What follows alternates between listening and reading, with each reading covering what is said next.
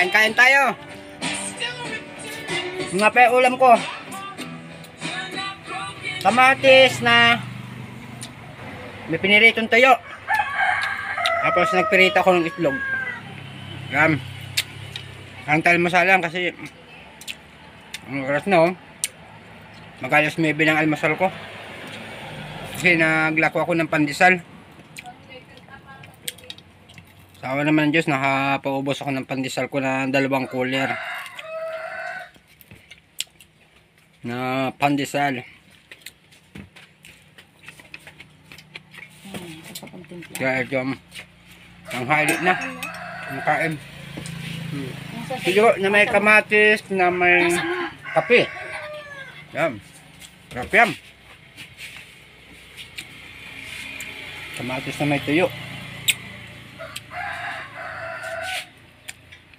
Ubus ng itlog eh. Muna na ubus ng itlog.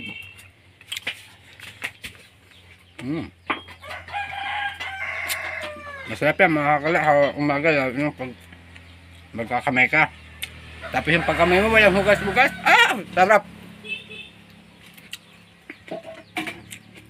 Kahit hindi na magugas-hugas. Pagkakain mong kakamay, masarap ano, may lasa.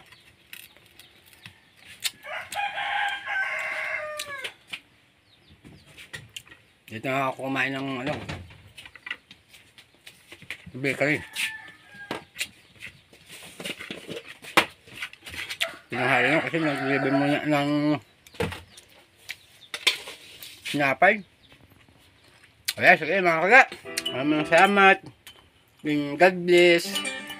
At magandang umaga sa inyo lahat.